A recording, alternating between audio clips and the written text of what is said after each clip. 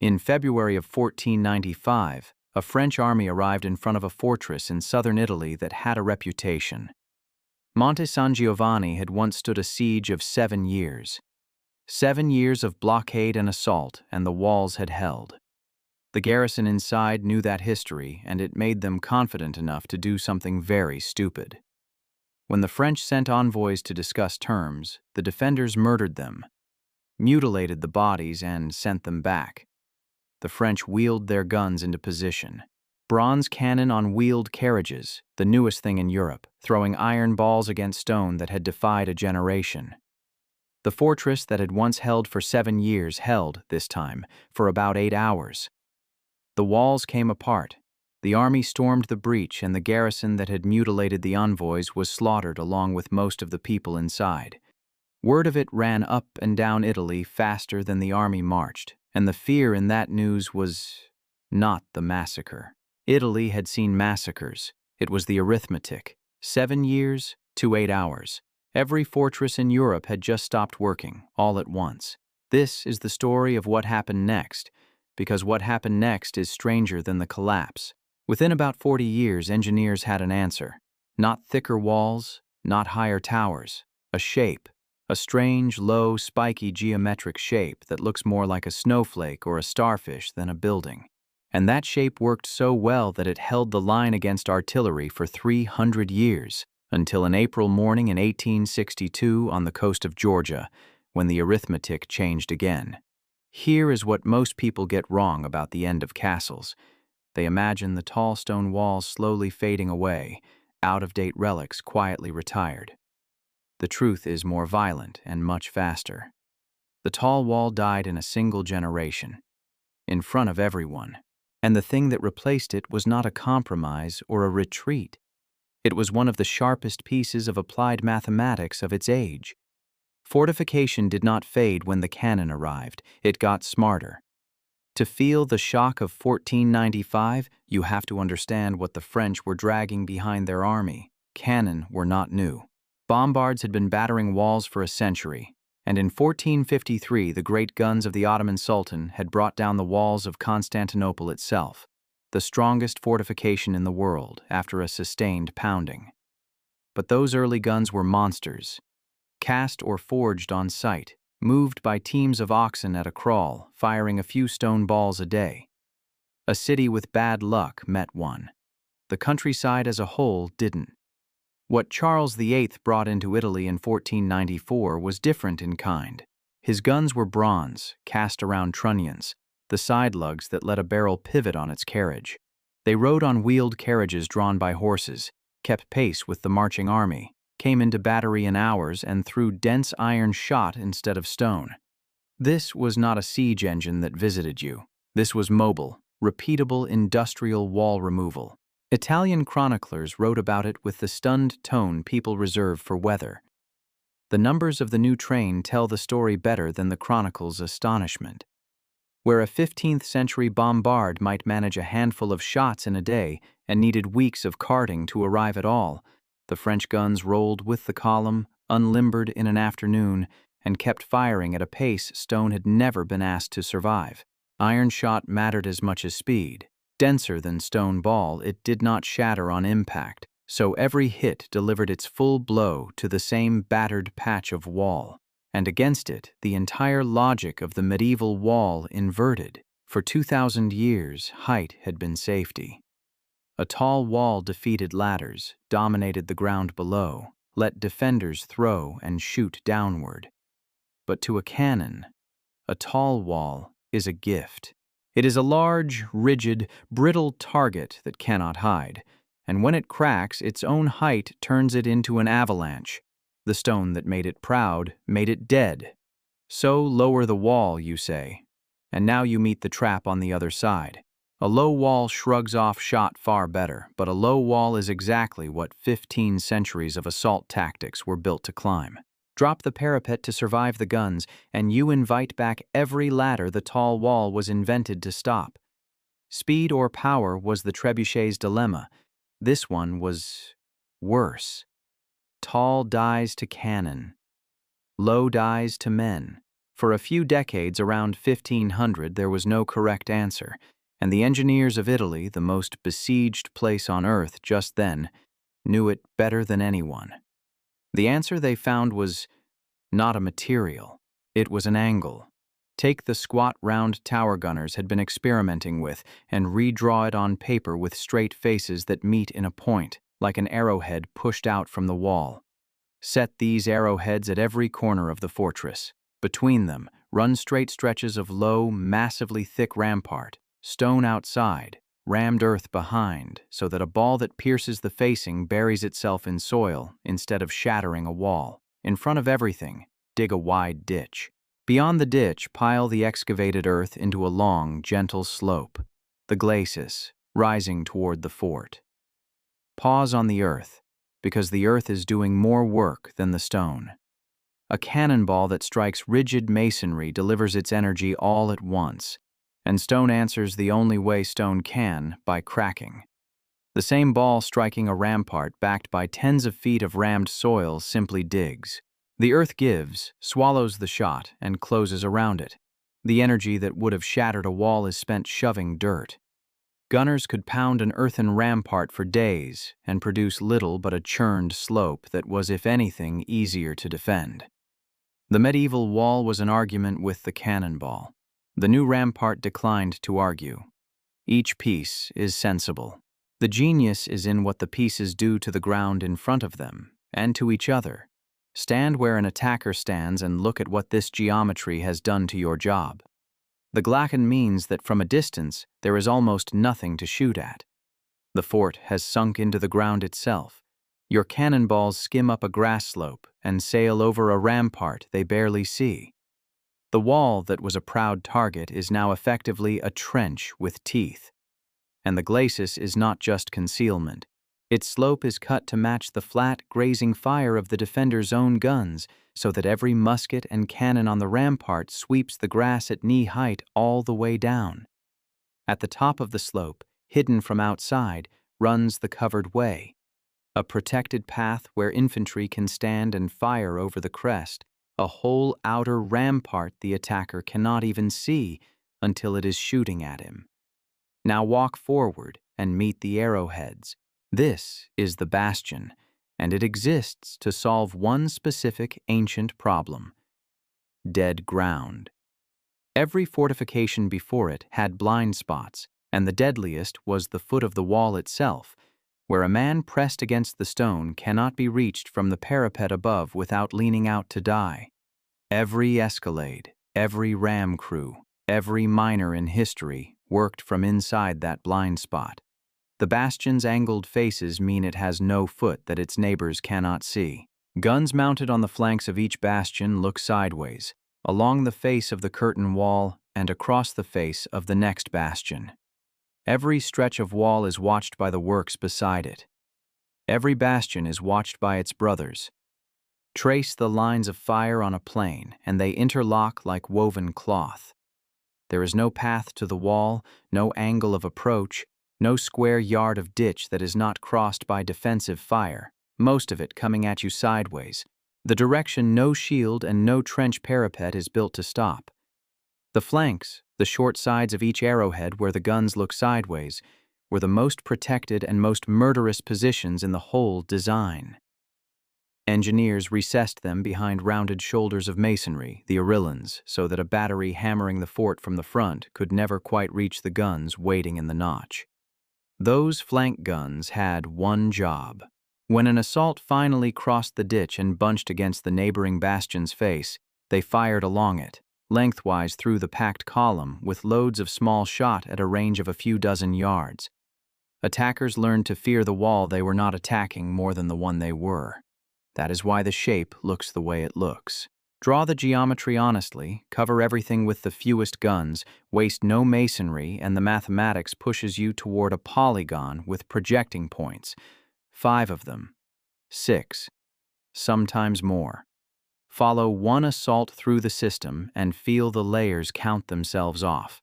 The column crosses the crest of the glacis and takes its first volleys from the covered way. It fights down into the ditch, and the moment it bunches there, The flank guns of 2 bastions open along its length. The survivors reach the rampart's base, the old safe blind spot, except there is no blind spot. The neighboring bastion's guns have been laid on that exact strip of earth since the day the fort was traced. Every step of the old assault playbook now happens inside somebody's field of fire. The geometry does not fight the attacker. It bookkeeps him to death. Nobody set out to build a star. They set out to eliminate blind spots at minimum cost, and the star is what the equations look like from above. And the geometry could grow. In the ditch between bastions, engineers floated the ravelin, a detached triangular island of rampart that screened the curtain wall and had to be stormed on its own before the main wall could even be approached. Beyond it came hornworks and crownworks, whole outboard layers of the same angular logic. Each outwork was a purchase, and everyone understood the currency. An attacker had to besiege the fortress in installments, taking geometry piece by piece, and every piece was priced in weeks. The old wall had measured defense in stone. The new system measured it in time. Italy built the first mature versions while the wars were still burning through it. In Florence in the 1530s, Antonio da San Gallo the Younger raised the Fortezza da Basso, its bastions and earth-backed ramparts, the new logic in cut stone, and the design spread with Italian engineers the way the fire spread with Greek refugees 9 centuries earlier. Europe gave the system a name that honored the birthplace, the trace Italian, the Italian outline, and the arithmetic of 1495 ran backward. At Monte San Giovanni, artillery had compressed 7 years into 8 hours. Against the new geometry, sieges stretched out again, from days back to weeks to months, sometimes past a year. Historians have argued ever since about how much this one shape reshaped Europe, forcing armies to grow huge, wars to slow down, and states to tax and organize on a new scale just to afford the contest. However far you take that argument, the core fact stands. The quick kill was gone. The wall was back. That is the answer to the title, and the shape still has half its story left. Subscribe if you want the rest. Now, the men who turned it into clockwork, because the Star Fort did something subtle to war and to the people who fought it. The wall's guardians had once been masons. Now the decisive figures were men with compasses, protractors, and printed treatises, a whole new European profession of military engineers who argued angles in books and were traded between crowns like master gunsmiths. A prince who wanted a modern fortress hired mathematics. Fortification became the first branch of war you could study entirely at a desk, and for a century and a half the desks mattered more than the swords. It moved the decisive contest from the wall itself to paper. A fortress was now a geometry problem, which meant attacking one was a geometry problem too. And the man who understood both sides of the equation better than anyone alive was a French engineer named Sébastien Le Prestre de Vauban. Vauban spent 5 decades building the iron belt of fortresses around the frontiers of France, working on around 160 strongholds, ravelins floating in the ditch, hornworks and crownworks pushing the geometry outward, every angle calculated against the guns of the day. If you have ever seen an aerial photograph of a perfect star-shaped town in France or the Low Countries, you have probably seen his drafting table. The system even learned to be cheap when it had to be. The Dutch, fighting their long war of independence in a land with no stone and no money to spare, built their versions almost entirely of earth and timber, fronted by wet ditches and floodlines, ugly, fast, and brutally effective. A fortress that cost a fortune in Italy could be improvised in mud by a merchant republic, because the thing that mattered was never the material. It was the angles. But his darker masterpiece was the attack. At Maastricht in 1673, Vauban unveiled a method for taking the very kind of fortress he built. Dig a trench parallel to the walls, out beyond effective fire, then push zigzag trenches forward, angled so the defenders can never shoot straight down them, and dig a second parallel, closer. Mount your batteries. Repeat. The zigzags were called saps, and the men who dug them sappers, a word armies use to this day. Maastricht, a first-class fortress, fell in 13 days, not to a lucky breach, but to a schedule. He kept refining the attack for decades, and one refinement deserves its own sentence. At the siege of Philipsburg, he introduced ricochet fire. Guns loaded light so the ball would lob over the rampart and then bounce, skipping down the length of the parapet, dismounting one defending cannon after another like a stone skimmed across a pond. Even the fortress's own geometry, its long straight lines, had been turned into a weapon against it. Think about what that pair of facts means together. The same mathematics that made the fortress nearly impregnable made its fall nearly predictable. A properly conducted siege became something close to a solved game, engineers on both sides working the same equations, the defense buying time at a known price in ground. Wars in the age of the Star Fort were often decided less by battles than by this grinding geometric bookkeeping. There was even an etiquette written into the clock. Because both sides could read the same geometry, both sides knew roughly when a fortress's time was up, and a governor who surrendered once a practicable breach was open had, by the customs of the age, done his duty honorably. Fight past that point, and a storm followed, with the old medieval consequences. The Star Fort had made war calculable enough that there was now a correct, almost polite moment to stop. Agreed in advance by mathematics, no other weapon system in history has scheduled its own defeats, and the bookkeeping was ruinous. The Star Fort may be the most expensive shape ever drawn. When Elizabeth I refortified the border town of Berwick upon Tweed on the new Italian pattern, the ramparts swallowed nearly £129,000, the most expensive works the English crown undertook in her entire reign. One town, at the price of a war chest, designed on the Italian pattern by consultants because no kingdom could afford to learn the geometry by trial. Kings across Europe learned the same lesson from their treasurers. Geometry is priced by the yard, and the yards are earth and stone. A frontier of star forts could bend a kingdom's finances like a war itself. Which is why the shape's ending, when it finally came, arrived not as a slow fading, but the way its beginning had. Suddenly, with a new gun and a date. By the 19th century, the masonry fort had migrated to coastlines, guarding harbors against fleets. The United States built a chain of them, and among the proudest was Fort Pulaski, guarding the river approach to Savannah, Georgia. Brick walls 7 feet thick, backed by the full inheritance of 3 centuries of bastion design. Officials called it impregnable against anything afloat or ashore.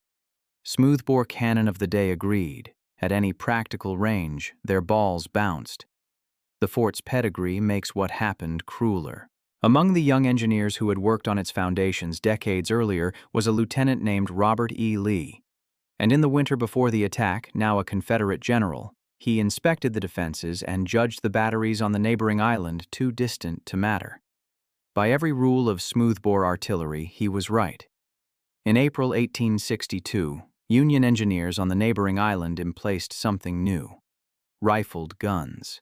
Grooved barrels that spun an elongated shell, carrying it farther, straighter, and harder than any round ball. Rifles that could strike a target the size of a house from miles away. On the 10th of April, they opened fire on the southeast angle of the fort, more than a mile off. The spinning bolts did not bounce. They bored, hit after hit, walking across the same patch of brick. The mechanism of the killing was the mirror of 1495. Then, iron ball against tall stone. Now, spinning bolt against brick, and every advantage of the rifled groove. An elongated shell carries more mass per inch of target. The spin holds it on line shot after shot, and velocity that a smoothbore lost in its first 1,000 yards arrived at Pulaski's wall almost undiminished. The gunners were not battering a fortress. They were machining it, cutting the same square yards of brick again and again from a mile away. 30 hours later, the corner of Fort Pulaski was a gaping breach. Shells were passing through it toward the powder magazine, and the garrison surrendered. Engineers on both sides understood before the smoke cleared. After that morning, it would never again make sense to build a fortress of brick or stone. The era that had opened with 8 hours at Monte San Giovanni closed with 30 at Pulaski, and the symmetry is almost too neat. Born from one revolution in artillery, killed by the next. 300 years, bracketed by a day and a half of gunfire. What survived is the thinking. The Star Fort's real invention was never the star. It was the idea that defense is a problem you solve on paper before you solve it in stone, that ground can be shaped so that every path an enemy can take has been measured and priced in advance. That idea never went obsolete. It just changed clothes into the angles of trench systems, the interlocking fields of fire of the machine gun age, the layered defenses of the century that followed. Engineers stopped drawing stars and kept drawing the geometry. One more measure of how completely the shape won. It crossed every ocean. Portuguese and Spanish engineers stamped bastions onto the coasts of Africa, India, and the Americas. The Dutch ringed their trading posts with them. Star forts guarded Havana and Manila, Cape Town and Quebec. For 3 centuries, wherever a European power wanted to keep something, it drew the same polygon. The shape became the signature European empires left on the map, so consistent that you can still trace their old frontiers today just by finding the stars. The stars themselves are still there. Dozens of Vauban's fortresses stand today, protected now as World Heritage, mowed lawns filling ditches that were priced in lives. From the ground they read as pleasant, grassy, oddly angular parks. You only understand them from the air, which is fitting. They were never really built for the eye. They were built for the lines the eye cannot see, the crossing paths of fire worked out with a compass and a rule by men who learned in one terrible afternoon in 1495 that stone alone would never be enough again. Subscribe if you want the next one taken apart like this. And put a fortress or a machine in the comments, because that is genuinely how the queue gets built. If it was worth your time, A pushes it toward people who would think so too.